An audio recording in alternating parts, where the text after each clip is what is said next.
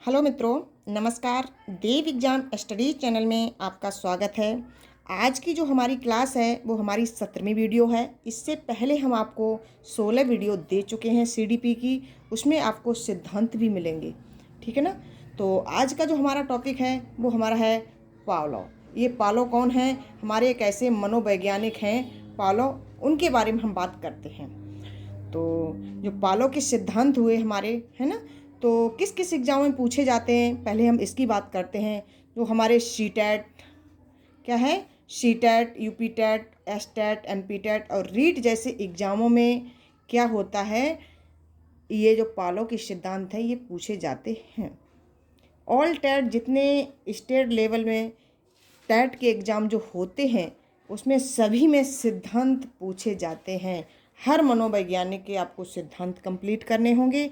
अगर आपके सिद्धांत कंप्लीट हैं तो आपकी 50% पैथागोजी कंप्लीट है। तो ये समझ लें, आपको सिद्धांत तो पढ़ने ही होंगे, एग्ज़ाम से पहले कंप्लीट करने होंगे सारे, ठीक है ना। पावलो हुए, स्किनर हुए, थॉर्नडाइक हुए, वाइगोत्स्की हुए, तो सारे सिद्धांत आपको मिलेंगे कहाँ पर? देव एग्जाम स्टडी चैनल पर आपको मिलेंगे, है ना। देव एग्जाम स्टडी चैनल पर आपको सारे सिद्धांत मिलेंगे। आपको सीडीपी के वो भी एक नोट्स के माध्यम से मैं क्लास देती हूँ, इसको देखना मत भूलिएगा।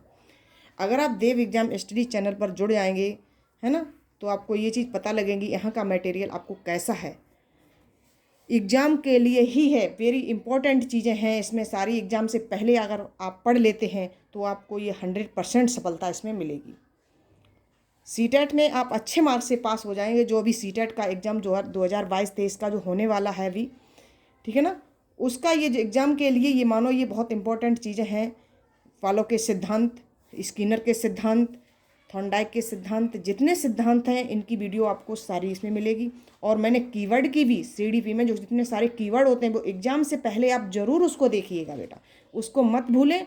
अगर आप उसको भूल गए तो आपकी ही इसमें गलती होगी, आप देखते ही उसमें पता लग जाएगा इसका आंसर ये करेक्ट सही है। तो मैं बात करती हूँ कि पावलो का जो सिद्धांत है वो कौन है? अनुकूलित अनुक्रिया का सिद्धांत। कौन सा है? अनुकूलित अनुक्रिया का सिद्धांत। तो अनुकूलित अनुक्रिया का सिद्धांत में जो हमारे पावलो के सिद्धांत हैं और क्या क्या है, तो हम पहले पावलो के बारे में जान लेते हैं, है ना। तो पावलो के सिद्धांत हमारे ये कहाँ के थे, ठीक है ना। पहले आपको थॉर्नडाइक के बारे में बताया था, थॉर्नडाइक कहाँ के थे, स्किनर कहाँ के थे। जब सारी वीडियो आप देखोगे ना तो सब पता लग जाएगा कहाँ कहाँ के ये मतलब मनोवैज्ञानिक हैं। और ये सबसे नंबर 1 चीज़ है, ये जाननी जरूरी है आपको। कभी कभी एग्जाम में ये पूछ लिया जाता है पावलो कहाँ के निवासी थे, तो आपको पता होना चाहिए रसियन के हैं, रूसी वैज्ञानिक हैं। कैसे? रूसी हैं, तो रूसी वैज्ञानिक हो गए। 1904 में नोबेल पुरस्कार मिला। किनको मिला था? नोबेल पुरस्कार सिर्फ पावलो को मिला था, है ना। और कुत्ते पर इन्होंने प्रयोग किया था। किसने? पावलो ने। जो पावलो हमारे हैं इन्होंने कुत्ते पर प्रयोग किया था और पाचन क्रिया पर शोध किया था। किस पर किया था? पाचन क्रिया पर इन्होंने शोध किया था। नंबर 5 है, अनुवंदन का जनक भी कहा जाता है। हमारे पावलो को किस और क्या कहा जाता है? अनुवंदन का सिद्धांत भी इनको कहा जाता है। तो यहाँ तक ये चीज़ें आपको कंप्लीट हुई होंगी कि अनुकूलित अनुक्रिया के सिद्धांत में जो पावलो के सिद्धांत हैं उसमें 0.5 में रूसी मनोवैज्ञानिक, 1904 में नोबेल पुरस्कार मिला। कुत्ते पर इन्होंने प्रयोग किया था, पाचन क्रिया पर उन्होंने शोध किया, अनुवंदन का जनक भी कहा जाता है किसको? पावलो को। तो अब हम नेक्स्ट बात करते हैं आपसे पावलो के सिद्धांत के नाम। तो हमें जो सिद्धांत हैं पावलो के, तो वो तो मुझे पता होने चाहिए कौन कौन से इनके सिद्धांत हैं, क्योंकि ऐसे मैंने सभी के बताए हैं कौन कौन से हैं। एक वीडियो देख लोगे आप तो आपको ये समझ लीजिएगा, आपको पावलो की कहीं भी पढ़ने की ज़रूरत नहीं पड़ेगी, ठीक है ना। इसमें आपको सब पॉइंट बाई पॉइंट चीज़ें मिलेंगी और आपको कहीं भी वैसे नहीं मिलेंगी जो आप ढूंढते रहिए इधर उधर क्वेश्चन, कहीं भी नहीं। इसको देखिएगा आप देव एग्जाम स्टडी चैनल पर, अगर आप इसको फॉलो करेंगे ना तो ये समझो 100% आपको सफलता मिलेगी। मिलनी ही है और मिलनी ही है, मिलनी ही है। अगर आप देव एग्जाम स्टडी चैनल को सब्सक्राइब जरूर कर लें, जिससे आपको सारी वीडियो आपको मिल जाएंगी। तो मैं आपसे बात करती हूँ पावलो सिद्धांत के नाम। जो पावलो महोदय हमारे हैं उनके सिद्धांत कौन कौन से हैं? शास्त्रीय अनुवंदन का सिद्धांत फर्स्ट हमारा दिया गया क्या? शास्त्रीय अनुवंदन का सिद्धांत, अनुवंदन सिद्धांत, अनुकूलन का सिद्धांत। ये क्लासिकल जो थ्योरी होती है ये भी हमारी किसकी है? पावलो की है। जो ऐसे पूछ लिया क्लासिकल थ्योरी किसकी है, तो आप स्किनर दे दिया जाए, थॉर्नडाइक दे दिया जाए, है ना। तो ये चीज़ आपको पता होनी चाहिए कि हमारी जो क्लासिकल थ्योरी है ये हमारी किसकी है, फॉलो की है। तो अब क्या बात करते हैं हम, अधिगम का प्राचीन सिद्धांत एवं या परंपरागत सिद्धांत। अधिगम का प्राचीन सिद्धांत या परंपरागत सिद्धांत ये किसने दिया था, इस तरीके से पूछ लेते हैं तो ये चीज़ आपको पता होनी चाहिए, ये किसने दिया था। ये हमारा दिया था फालो महोदय ने। किसने दिया था, फालो महोदय ने दिया था। तो यहाँ तक ये हमने 5 पॉइंट जो लिखे हैं, नोट किए हैं आपके लिए। तो फालो के सिद्धांत, ये 5 पॉइंट आपको याद करने होंगे, अच्छे से कंप्लीट कर लें, इन्हीं में से आपको मिलेगा क्वेश्चन में, वो भी सीटेट के एग्ज़ाम में। तो अब हम बात करते हैं आपसे कि फालो के सिद्धांत, है ना। तो इन्होंने, फालो ने जो प्रयोग किया था वो किस पर प्रयोग किया था, ये भी हमें पता होना चाहिए ना। तो किस पर प्रयोग किया था फालो ने, फालो ने जो हमारा प्रयोग किया था वो कुत्ते पर प्रयोग किया था। जैसे स्किनर ने, किसने किस पर किया था, थॉर्नडाइक ने किस पर किया था, है ना। सब ने अपने अपने, और इसी तरीके जीन्स प्याजे हुए थे, इन्होंने किस पर प्रयोग किया था। तो मैंने सभी के सिद्धांत आपको देव एग्जाम स्टडी चैनल पर मिलेंगे आपको। तो फालो सिद्धांत, है ना, फालो के सिद्धांत में इन्होंने, फालो ने किस पर प्रयोग किया था, पहले कोई इंसान प्रयोग करता है इसके बारे में लिखता है ना, किस पर प्रयोग किया था, उन्होंने कुत्ते पर प्रयोग किया था। फालो ने अपने सिद्धांत का आधार अनुबंधन को माना। अब ये चीज़ हम आपको बता चुके हैं कि अनुबंधन क्या होता है।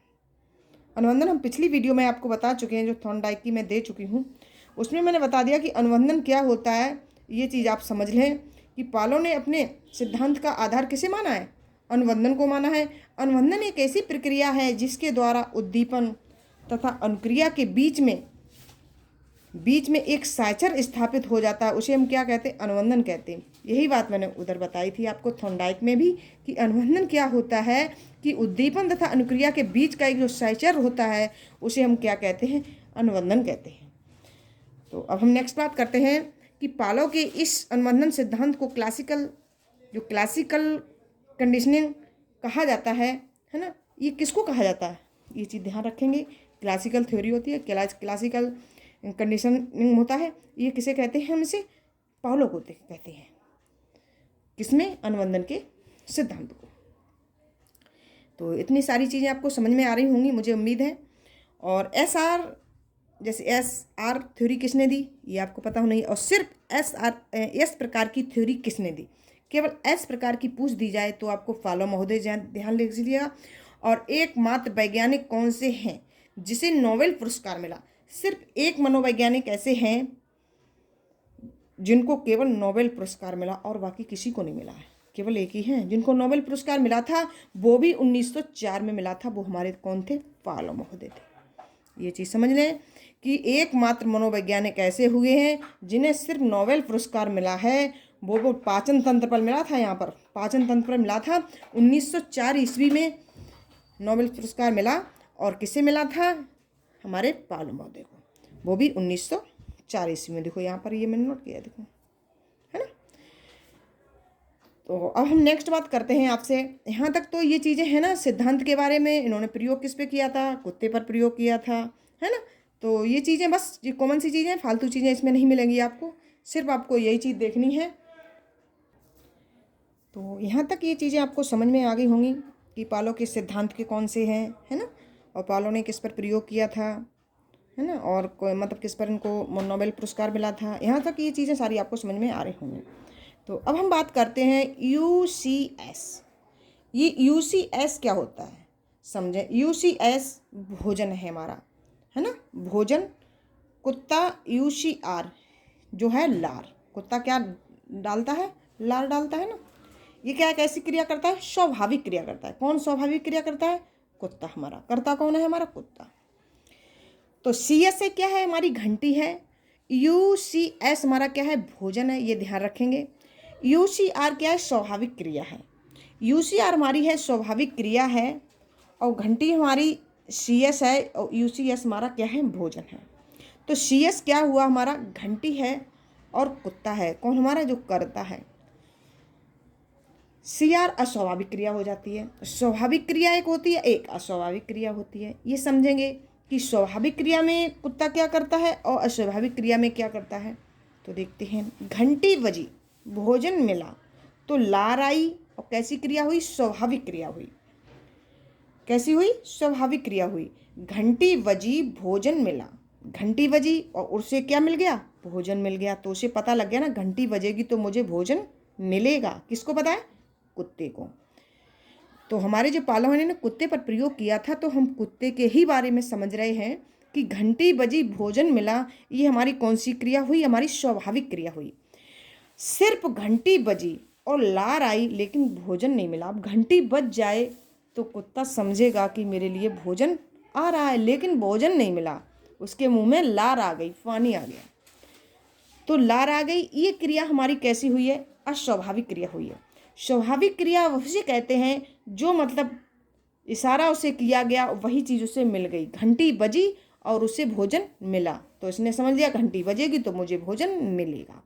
सिर्फ घंटी बजी और भोजन नहीं आया तो क्या आई, लार आई, तो ये हमारी कौन हो गई, अस्वाभाविक क्रिया। तो यहाँ पर ये चीज़ आपको समझ में आ रही होगी, स्वाभाविक क्रिया क्या होती है, अस्वाभाविक क्रिया क्या होती है। कक्षा में प्रयोग विद्यालय की घंटी बजने पर छात्रों द्वारा अपना बस्ता बंद करना अनुबंधन कहलाता है। यहाँ से आप अनुबंधन को यहाँ से भी सीख लीजिएगा, बहुत अच्छा पॉइंट है ये। कक्षा में प्रयोग विद्यालय की घंटी बजने पर, कक्षा में प्रयोग विद्यालय की घंटी बजने पर, जैसे ही छुट्टी होती है तो घंटी बैल बजती है ना, तो बच्चे अपने बस्ता में जितनी बुकें इधर उधर होती रख के और एकदम भागने को चल पड़े होते हैं। तो क्या होता है कि विद्यालय की घंटी बजने पर छात्रों के द्वारा अपना बस्ता बंद करना, घंटी बजी और बस्ता अपना बंद कर लिया, तो वो क्या हुआ, अनुबंधन कहलाता है। तो अनुबंधन का ये सिंपल सा एक उदाहरण है, इसे आप समझ लें कि अनुबंधन ये होता है। तो आपको यहाँ तक ये सारी चीज़ें आपको समझ में आ रही होंगी। अभी तक अगर आपने मेरा चैनल सब्सक्राइब नहीं किया है तो उसे सब्सक्राइब जरूर कर लीजिएगा। हमारा जो चैनल है देव एग्जाम स्टडीज, उसे आप सब्सक्राइब कर लें, उसे मत भूलिएगा। जितने आप समझें कि all TET exam, all TET जितने स्टेट लेवल के जो एग्ज़ाम होते हैं उनमें सभी में सीडीपी पूछी जाती है। तो आपको इसके लिए ये वेरी वेरी इंपॉर्टेंट चीज़ है, समझ लें। और देव एग्जाम स्टडीज, इसे आप सब्सक्राइब कर लीजिएगा, इसको सब्सक्राइब करना मत भूलिएगा। इसको आप सब्सक्राइब कर लेंगे तो आप ये समझ लीजिएगा आपको सारी वीडियो आपको देव एग्जाम स्टडीज की आपको मिल जाएंगी।